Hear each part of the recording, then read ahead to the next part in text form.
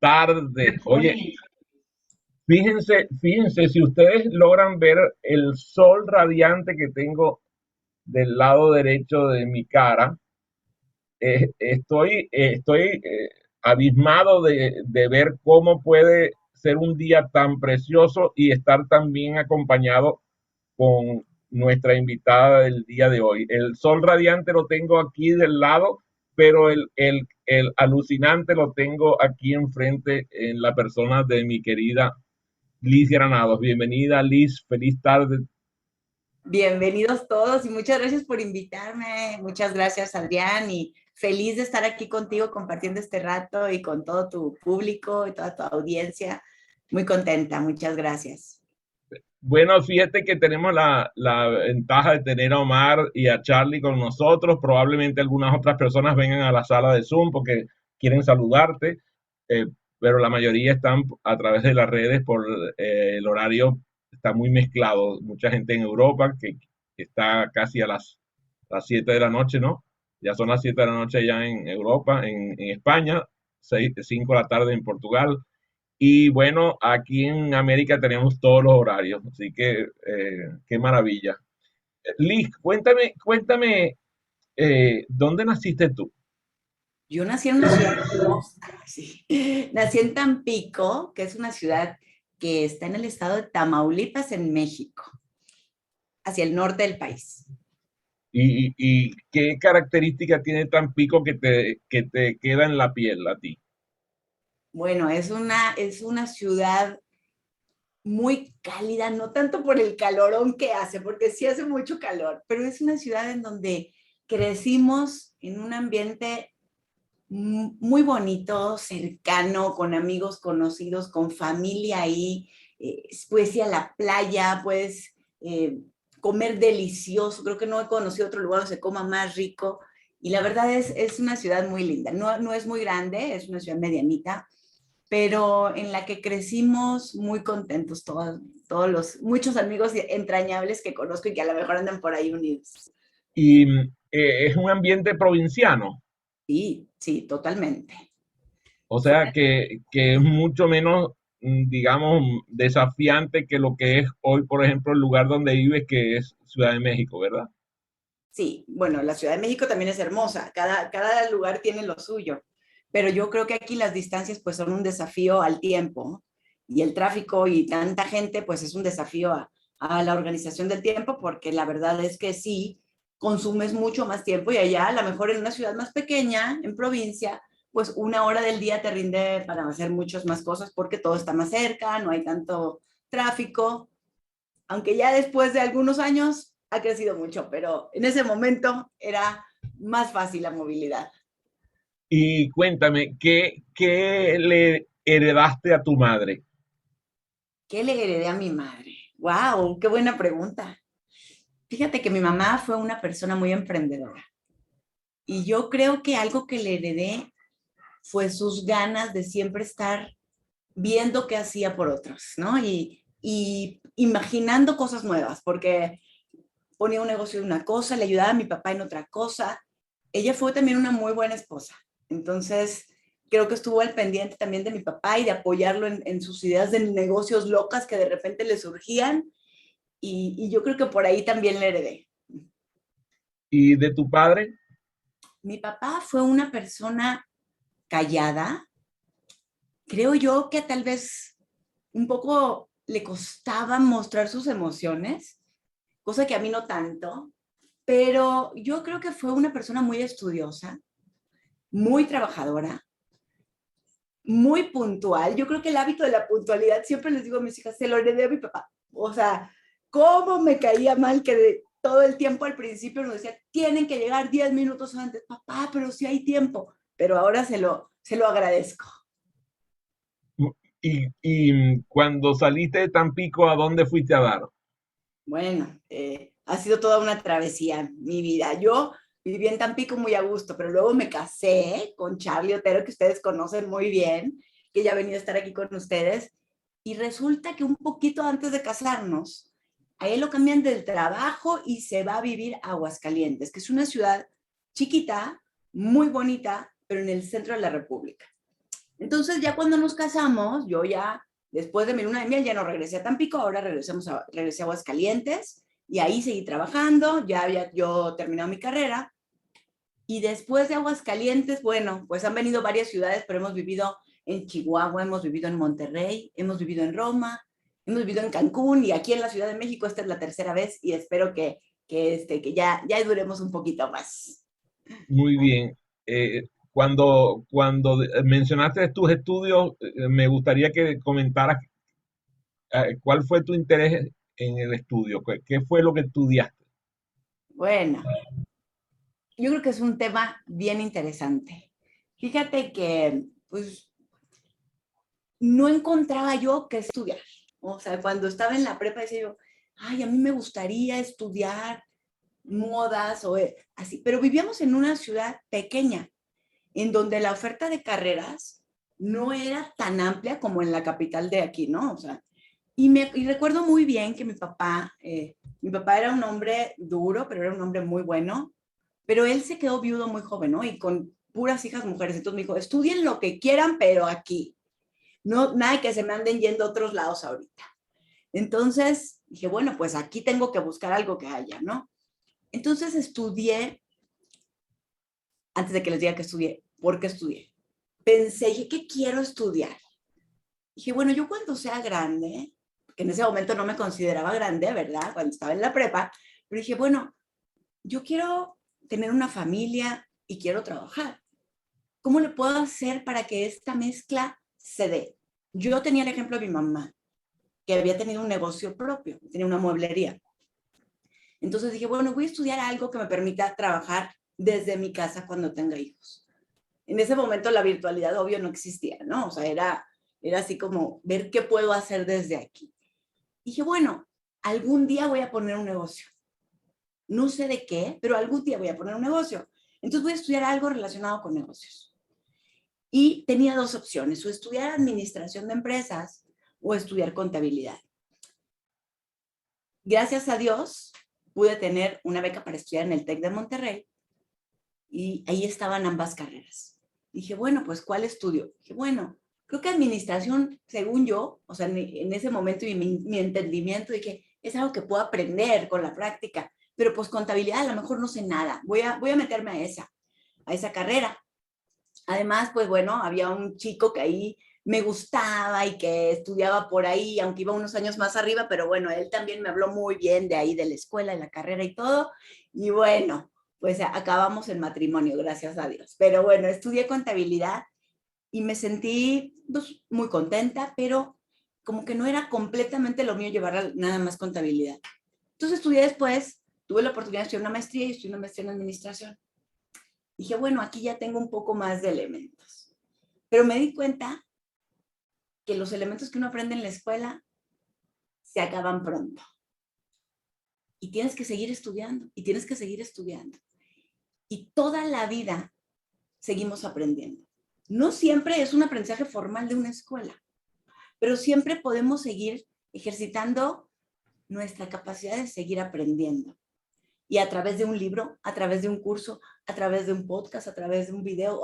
Ahorita tenemos innumerables estrategias más que en esa época que yo me gradué hace algunos años, más de, no sé, tal vez 30, no, 20, no sé, No, no tanto, no exageres, 20 y tantos, muchacha. ah, sí. Bueno, y siempre seguimos estudiando de diferentes cosas, de diferentes temas, cosas que Dios va poniendo en nuestra vida y decir, mira, surgió esta necesidad, aprendamos. Y a veces uno aprende por gusto y a veces uno aprende por necesidad de algunas cosas, pero siempre es gratificante aprender. Fíjate que tengo el placer de conocer a tus hijas, tus preciosas y extremadamente inteligentes hijas. Ah, con las cuales incluso me siento como una cosa muy rara, porque yo siento que yo soy amigo de ellas, o sea, yo soy un amigo, yo me siento como, a veces pienso, oye, ¿cómo voy a ser yo tan amigo si yo tengo 69 años? Pero es que la sensación que tengo a la forma de tratarme y la forma de compartir con ellas es esa, yo tengo una profunda amistad con tus hijas. Y ahora que te escuchaba hablando sobre tus dudas a la hora de estudiar, pensaba en lo mucho que te pareces a tus tres hijas, a las tres, porque las tres han estado explorando posibilidades de estudio diferentes.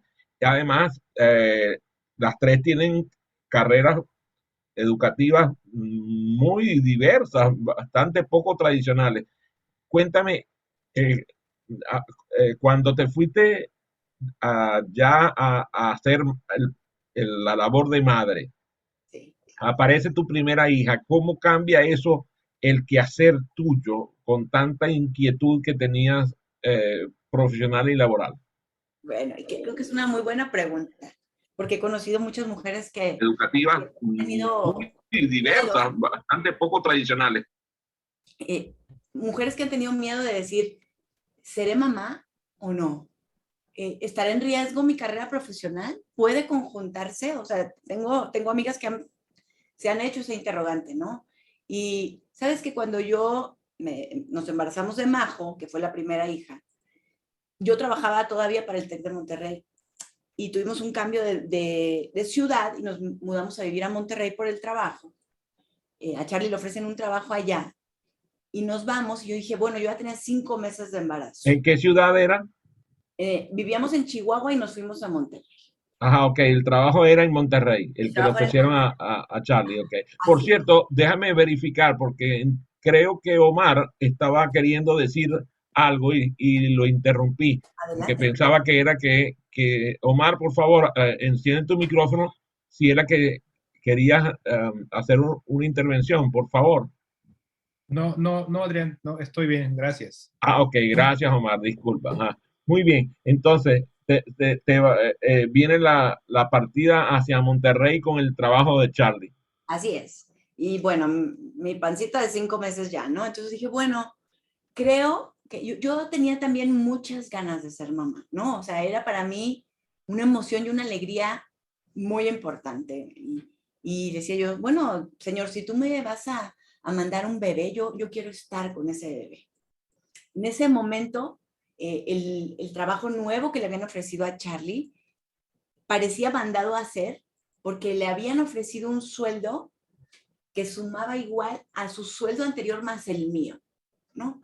Entonces dijimos, bueno, wow, señor, tú lo has puesto aquí, estamos cubiertos, por así decirlo. Creo que podemos dejar un tiempo a que yo me dedique al bebé, ¿no? Y disfruté mucho ese tiempo. Me costó trabajo al principio parar ese ritmo que te da el salir todos los días temprano a la oficina, regresar hasta tarde, comer con tus amigas, o sea, y de repente llegar a una ciudad nueva, decía yo, bueno, ¿y ahora por dónde voy a conocer gente si no tengo una oficina o algo donde me mueva, ¿no? Pero bueno, irá pasando. Y sí me costó trabajo como ese meterle un poco de freno, pero empecé a disfrutarlo. Y una vez que nació la bebé, pues fue aprender otra cosa nueva, ¿no? A mí me encanta aprender. Entonces, ver a la bebé, aprender cómo se duerme, cómo se baña, cómo come, cómo esto, fue fascinante. Bueno, pero hiciste tres carreras, porque tuviste tres muchachas, además, tres muchachas excepcionales que deben haber demandado mucho de ti. Yo creo que en un principio fue la demanda más grande porque es como el aprendizaje inicial. No estoy diciendo que ya con la segunda no te preocupes o esté fácil, pero ya es un poco más relajado cuando ya sabes algo y conoces el camino, ¿no? Entonces, para mí fue así. Yo dejé de trabajar formalmente, por así decirlo, en una empresa los primeros años de mi primera hija y de la segunda, hasta que nació la tercera. Y después mi giro cambió hacia un negocio. Durante ese tiempo, pues sí, trabajaba yo, hice algunos proyectos de gente del TEC que me pedía todavía algún proyecto o algo, pero de manera informal o no fija, por No así decirlo. fija, vamos a decir, de manera informal, no creo que tú hayas hecho nada de manera informal, discúlpame Pero si te bueno, no conozco fija, bien. así es, no fija, pero me iba jugando con los horarios y disfrutando a las niñas. Mucha gente tiene miedo de esta pausa. Yo les invito a que nunca tengan miedo porque la vida no es solo un rol el que tenemos que jugar. Tenemos que aprender a combinar los diversos roles, ¿no? Y hay veces que uno u otro rol por diversas circunstancias nos demanda más tiempo y hay que ponerle atención. y hay que disfrutarlo. No pasa nada. En el momento en que yo ya vi que las tres estaban, digamos que encaminadas, dije, bueno, bueno, ni tan encaminadas, porque la chiquita acababa de nacer, ¿no? Pero dije, voy a poner un negocio desde mi casa para que yo pueda quedarme con ellas y trabajar, hacer algo diferente. Y entonces empecé mi etapa de emprendedora. Muy padre, muy diferente, pero también una etapa de mucho aprendizaje para cosas buenas y también de errores, porque los errores a veces nos enseñan más que los aciertos. Ha sido muy padre. Ese negocio siguió creciendo hasta que otra vez, por cuestiones de la vida y del trabajo, nos cambiamos de ciudad y nos fuimos a vivir a Cancún. Entonces pude vender ese negocio. Y fue lindo poder saber que podemos seguir aportando siempre algo de nosotros al mundo. Por ese tiempo nos conocimos y interesantemente me gustaría que me comentaras cómo fue el, el vivir en un lugar extraño, como fue vivir en Italia, Ajá. eh, al donde fuiste con la muchachera a, a estar al lado de Charlie. Sí. Cuéntame un poco de esa experiencia. Bueno, esa experiencia fue wow, increíble. Haz de cuenta que fue antes de que naciera la tercera. O sea, Sí, tenía yo a la primera de 3 años y la segunda de 5 meses. Y así con esas dos chamacas agarramos y nos fuimos, ¿no? A Italia, vivimos ahí un año. Fue una experiencia de descubrimiento, diría yo así. O sea, porque llegamos con un trabajo que él tenía muy bonito, porque ayudaba a muchas organizaciones no gubernamentales que se dedicaban a hacer muchas cosas buenas para el mundo, fundaciones, en fin, muchas cosas que tenían un fin muy lindo. Y el trabajo era decir, bueno, qué padre que puede mi esposo estar trabajando en esto. Y vamos a conocer otro país. Y de repente vienen muchas cosas positivas a tu mente antes de irte, ¿no? Compramos, me acuerdo que un curso de italiano, de esos que se oyen de cassette en esa época y así. Pero bueno, yo sentía que iba feliz. A la hora que llegué allá, pues empiezas a toparte con la verdadera realidad de el idioma no lo conozco, ¿verdad? O sea, necesito aprender italiano aquí con una italiana y ya Charlie consiguió una maestra que nos enseñara un poco porque era fácil ir a pedir de comer en un restaurante, pero si se te descomponía la lavadora, hablar para que explicar qué tenía fue muy complicado. Si se te iba la luz, decía yo, bueno, la primera semana que llegamos allá, el departamento estaba muy a gusto, todo acomodado, y de repente a mí se me ocurre prender la lavadora, conecté una secadora de pelo para secar el pelo a una de las niñas y que trueno la luz del departamento. Y no solo la mía, la de todo el edificio. Entonces salgo yo y me salieron todos los vecinos así de, no les entendía nada. O sea, bueno, decía yo, esto sí es un desafío. O sea, no sé qué no voy a aprender nunca. Y uno piensa siempre así, esto está más grande que yo. Pero poco a poco, ya se está viendo Charlie también porque se va a acordar, ¿verdad? Que yo salía ahí, los vecinos. Entonces agarré mi teléfono en ese momento y dije, ¿qué hago? Tengo que hacer algo. Agarré el teléfono y le hablé a un mexicano que vivía ahí de más tiempo que yo ya tenía su contacto. Ni siquiera lo había conocido, pero le dije, no le entiendo nada a mis vecinos, te los voy a pasar, porque están muy enojados. Y así, como varias historias de irnos acoplando a una cultura diferente, una comida diferente, a un pediatra con ideas diferentes a lo que nosotros conocemos aquí, pero una aventura que nos mantuvo a los cuatro unidos en las buenas y en las malas. muy bien. Me gustaría que ahora que te he paseado por esa historia relativamente, vamos a decir, la antigua, de la antigua Liz, me comentes hoy, tienes una vida que parecen cuatro, porque tienes una vida como mujer, como esposa, como madre, como empresaria, como ciudadana, como eh, mujer de fe. O sea, prácticamente tienes una vida muy intensa. Entonces me gustaría que nos dijera ¿qué es lo que haces? ¿Qué haces?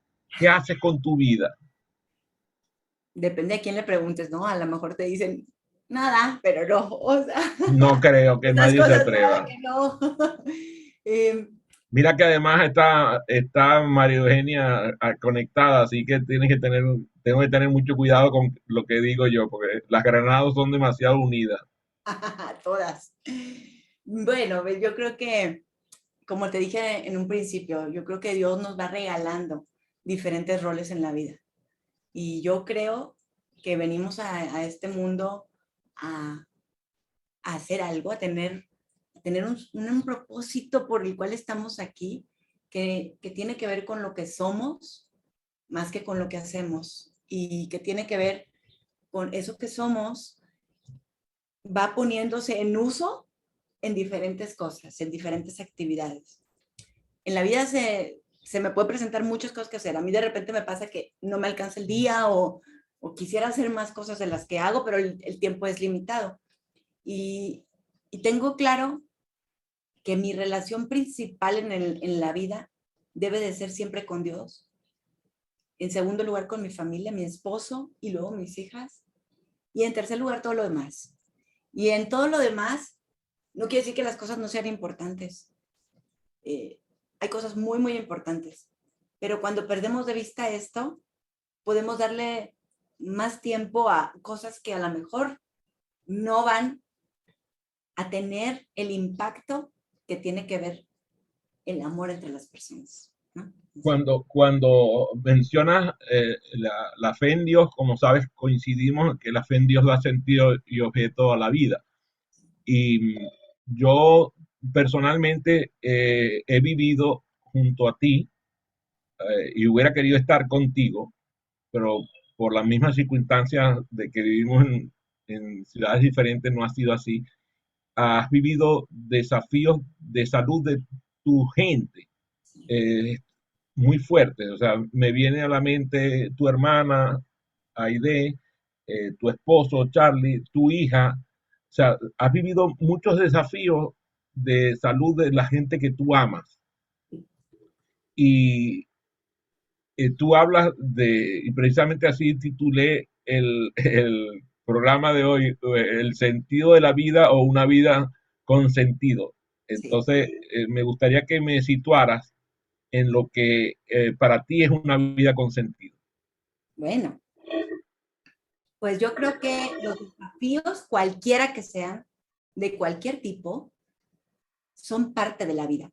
Es como si dijéramos, bueno, me gustaría, mmm, no sé, tener un perro pero que no coma, ¿no? O sea, es parte de la vida, ¿no? O sea, el perro tiene que comer y tienes que comprarle comida, ¿no? O sea, pero los desafíos, creo yo que son como los ejercicios que la vida nos pone para crecer, pero definitivamente la vida como tal, yo creo que Dios nos las regala con un propósito. ¿Cuál es? Creo que es diferente para cada persona. Y creo que tenemos que descubrirlo. Ese es el desafío más importante, ¿no? Y cada enfermedad o cada cambio o cada dolor son como si hicieras un ejercicio y vas creciendo. Cuando te hice la pregunta, omití a alguien que también te puso en una condición de desafío importante, que es tu servidor, porque también fuiste un factor fundamental para mantenerme a mí, eh, vamos a decir, con fe y con esperanza durante la catástrofe de salud que me tocó vivir.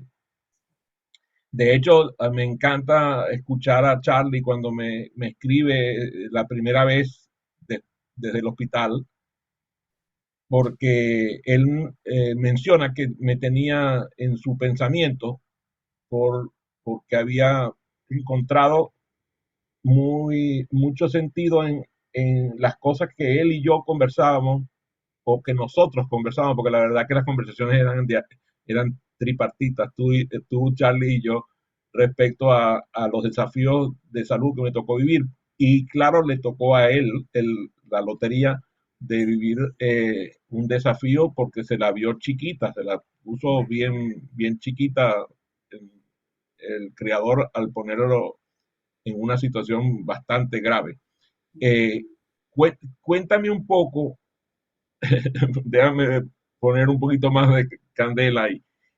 Yo a veces me pongo a pensar con los desafíos que te he visto vivir en tu propia familia, digo, Dios mío, por favor, cuídala, cuídala porque eh, Liz tiene un papel fundamental en cuidarnos a nosotros para que podamos superar las dificultades. Entonces, ¿no será que el propósito de tu vida tiene que ver mucho con el servicio a la humanidad? Bueno, quiero decirte que sí, efectivamente, el desafío más grande que a lo mejor me ha tocado fue ver a mi esposo estar a punto de morir. O sea, de recordarlo se me pone la piel chinita. No es algo que yo normalmente me imaginaba, tampoco es algo que tuviera en mente algún día, o sea, decir, ay, voy a pensar el día que se muera. No, no, no, o sea, no, no vivía nunca con ese miedo, pero vivirlo en ese momento es otra cosa. Vivir eh, desafíos de hermanos tan queridos como de mi hermana, como tú, como mi tía Mari que está aquí, o sea, como mi papá, o sea, ha sido difícil, pero me he dado cuenta, gracias a esos desafíos, que tenemos un Dios increíble y que tenemos un Dios que es más grande que cualquier desafío. Y para mí, la cualidad más importante de mi Dios, de ese Dios que nos saca de esos desafíos y que nos ayuda y que nos da su fuerza, pues es que es un Dios de amor. Y es un Dios que nos cuida y nos ama a todos. Y eso es lo que a mí me ha sembrado para poder dar a otros. Amor. Cuando decidí realizar esta entrevista, me fue muy fácil pensar en conversar contigo porque, como sabes, eh, te profeso un profundo amor, un profundo afecto. Y, Igual. y me parece muy, muy interesante ver a tus hijas, porque tus hijas son cada una estrella deslumbrante. O sea, cuando tú las conoces por separado, te, te deslumbran por separado, pero cuando las ves juntas, tú dices, Dios mío, ¿de dónde salió tanta belleza, tanto amor, tanto poder, ¿verdad? Son mujeres poderosas, inteligentes, aptas, o sea, son un dichado de virtudes, ¿no es? O sea, si las ves a todas juntas, dices, bueno, ya déjenme, por favor, hablar. Sí, y tú dices, oye, Dios mío, una familia que se ve premiada con tres maravillosas personas, como son tus hijas, ¿no? Um, ¿Qué sentido es ser madre hoy para ti? Bueno, creo que el ser mamá o papá, que muchos de aquí yo sé que viven esta bendición. Bueno, ahí está María Ángela Valecillo, que no ha prendido la cámara, pero ya debe tener al lado el sentimiento de la alienígena de su hija. Tú sabes que la hija de María Ángela es una alienígena. No te dejes, María Ángela, pero bueno, creo que la bendición de ser mamá o papá no puede estar ligada a cómo sean tus hijos. Y a veces lo hemos hecho y es cuando nos podemos sentir mal de, oh, no soy una buena mamá o no he sido un buen papá. Ser mamá o papá no está en función de los resultados obtenidos. O sea, yo creo que ser mamá o papá es un llamado muy grande a dar, no a esperar recibir, sino a dar ¿cómo te diré? A saber que lo que damos son semillas y que los hijos tarde o temprano las harán germinar. Dios las hará germinar en ellos. Pero nosotros tenemos que estar ahí como espectadores y como acompañantes, pero no podemos vivir la vida por ellos. Entonces, para mí, la labor de ser mamá es una labor de dar, es una labor de amar, es una labor de formar, pero es una labor que a través del tiempo te puedo decir que he aprendido porque mis hijas las amo y las adoro, pero también se equivocan y también de repente desobedecen y también de repente no coinciden con lo que yo quiero formar o su papá en ellas. Y aún así, mi labor de mamá tiene que ser de dar, de amar, porque sabes que tarde o temprano las semillas que dejaste, Dios las hará germinar. Y es una labor de formación como de gotitas de agua durante toda una vida. Y que aunque de repente parezca que no oyen, o de repente parezca que piensan totalmente diferente, hay que confiar en lo que sembramos. Y bueno, pues la Biblia, por ejemplo, dice que tú instruye al niño en el buen camino y cuando sea grande no se apartará. Y aunque de repente veamos que nuestros hijos se pelearon con nosotros o se pelearon entre ellos o no coinciden en lo que estamos diciendo, es una cuestión de formar con amor y tener claro ese trabajo, y ese es el propósito de ser mamá, dar. Tiene que ver mucho con el desapego, ¿no? Por eso decías que no se apega el padre o la madre al resultado de su educación. Y yo estoy muy feliz de haberme conectado contigo hoy. Fíjate que la entrevista estuvo en un momento determinado en conflicto con alguien que tú sabes que yo amo profundamente, que es mi esposa Iris. Mi esposa Iris sufrió una caída muy severa el pasado domingo y tiene una cita médica a la cual no puede conducirla nadie, tengo que llevarla yo. Entonces, la cita iba a suceder a la hora de la entrevista, así que iba a tener que llamar para cancelar. Resulta que ella supo que la entrevista era contigo y decidió llamar al consultorio y cambiar la cita Que le mandó para besos. que la pusieran un poco más tarde. Entonces, muy interesantemente, fíjate, las cosas se dieron para que sucediera, pero tenía yo que desapegarme y yo le dije, no te preocupes, si tenemos que irnos, nos vamos a ir y yo le cuento a Liz, estoy seguro que Liz Claro, entenderá y también el público y simplemente la programamos para otra fecha. Pero a mí me interesa mucho ver el desapego, o sea, el poder del desapego al resultado, que creo que tiene que ver con el amor a la pareja, con el amor a los hijos, con el amor a las obras que emprendemos, a los ciudadanos que servimos. O sea, el desapego es fundamental porque si no, vivimos la vida que no es nuestra. sí. Y sabes qué, yo creo que hay que centrar nuestra perspectiva en lo que nosotros somos y en lo que nosotros damos. Siento que a veces cuando nuestras expectativas son, ¿qué voy a recibir? Entonces dejamos nuestro actuar condicionado al actuar de muchos demás que no tenemos el control sobre sus vidas, sus pensamientos, sus emociones, etcétera. Entonces, yo puedo tener control sobre lo que yo hago y puedo decidir quién quiero ser. Pero es difícil, no es fácil, a veces reaccionamos, a veces tenemos expectativas sobre otras personas y yo creo que es parte del ser humano. Tampoco se trata de martirizarnos, ¿no? O sea, sino de buscar siempre centrar nuestra atención en qué doy, qué puedo aportar a este mundo.